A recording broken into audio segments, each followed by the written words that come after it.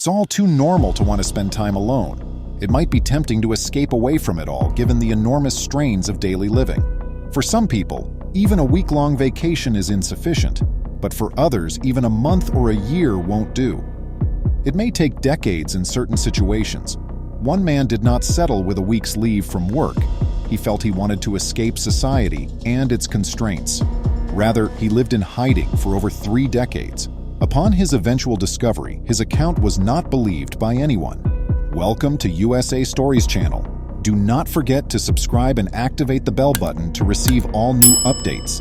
Now let's go to the story. Most individuals find that a week-long vacation to a tropical location is plenty when they decide to take a break from the worries of everyday life. People just need a little period of time to recover before getting back to their regular lives. But that was far from sufficient for North Pond hermit Christopher Thomas Knight. Christopher was raised around 1965 in Albion, Maine, and had a very typical childhood. Generally speaking, Christopher has never been good at relating to others, not even his classmates. He was more comfortable spending time by himself than with other people.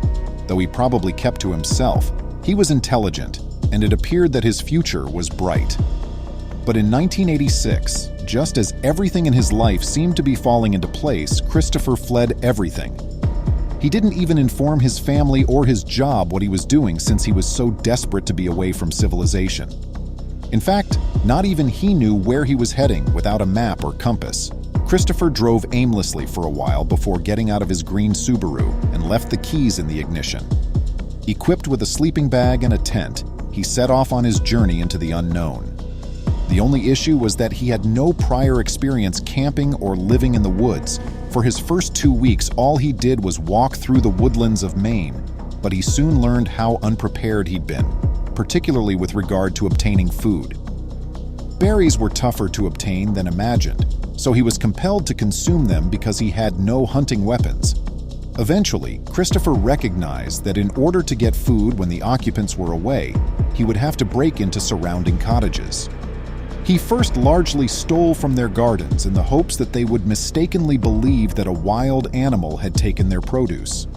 Christopher quickly had to contend with the challenging conditions of the Maine woods at the same time. He made the decision to spend the night in an empty cottage because his tent could no longer hold him.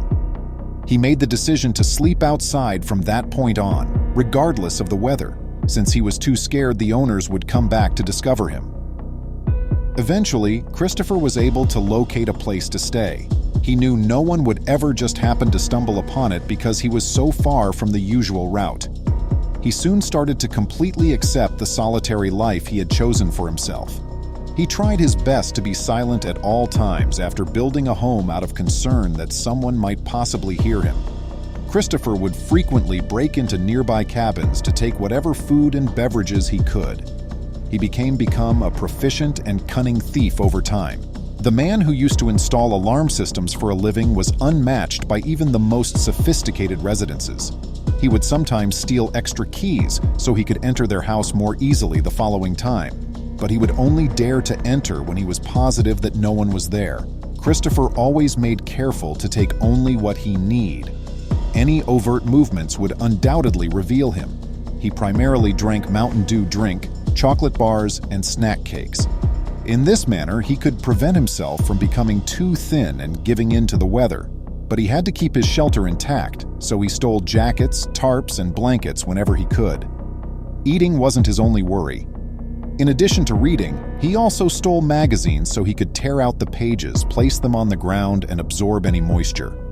Christopher was sure to remove any signs that someone had broken into a house. He didn't smash windows, but he did take doors off and then put them back in place and fix them when he got all the materials he needed. This was the way of life for over 30 years. But eventually, despite Christopher's best efforts to be exact, the residents of the residences started to discover several damages to their properties in addition to missing items. Christopher quickly started breaking into houses after dark. Despite hearing odd noises surrounding their homes in the evenings, the residents of North Pond, Maine, were never able to identify a real invader. Even if they would simply go back to sleep, they would discover haphazard items missing from their houses. The majority of individuals called the police to report missing different products, such as junk food, books, magazines, jeans, boots, radios, and batteries. At that point, the police concentrated all of their efforts on identifying the intruder. Before long, he was being called by a variety of names. These included the stealthy Yeti, the Loch Ness Monster of Maine, and the North Pond Hermit. Everyone in North Pond soon had security cameras installed in their houses, but it seemed like he could always get in and get away with it. Then, at last, the police made their big break when Christopher made the decision to break into a country summer camp. It was an obvious choice because the camp was stocked with all the food and tools one would need to survive in the wilderness, and there was little chance that anyone would notice anything missing. However, Christopher was unaware that he was being pursued by the police. Sergeant Terry Hughes oversaw the facility and had a strategy in place to apprehend the North Pond Hermit. He put in secret food lines, military-grade motion sensors in the kitchen, and industrial-grade floodlights. Sergeant Hughes acted quickly on April 4, 2013, when the alarm began to sound. He entered the kitchen expecting to see a masked intruder, but instead he saw a middle-aged man who appeared normal. Christopher dropped to his knees and refused to answer any questions when Sergeant Hughes asked for the criminal's name. As the detectives were taken aback by his account, Christopher started to talk. Christopher said that he had only spoken to 2 hikers who had been lost in the Maine woods for the previous 27 years. What was it, he said? Just say hello. Christopher entered a guilty plea to 13 counts of theft and break-in at Kennebec County Superior Court on October 28, 2013. What really surprised many, though, was that he was only sentenced to 7 months in prison for his crimes, which included an estimated 1,000 break-ins. He was also sentenced to 3 years of probation, weekly court appearances, and $1,500 in reparations for each of his victims. In addition, the judge mandated that throughout his jail term, he participate in a program for those with mental health disorders. In addition, Christopher tried to get in touch with his family, whom he had left behind years ago without even saying goodbye. His brother extended an employment opportunity to him upon his eventual release. Given his extraordinary tale, it was just a question of time until a book was written about him. American writer Michael Finkel, who interviewed Christopher while he was still jailed, recently authored the book The Stranger in the Woods. At the conclusion of his voyage, Christopher had virtually lost his identity. "I became more perceptive when I was alone," he said. "The tough part is that I lost my identity when I applied my expanded perspectives to myself. There was no one to perform for, no audience, and no need to define who I was. I lost my relevance."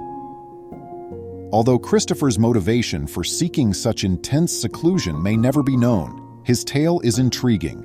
Fortunately, he will repay everyone whose homes he broke into throughout the years. Talk about this amazing tale with your friends. Please remember to subscribe to our channel, give us a thumbs up, and turn on the notification bell so you won't miss any of our videos. If you enjoyed the tale, the next video that plays on your screen will probably move you too.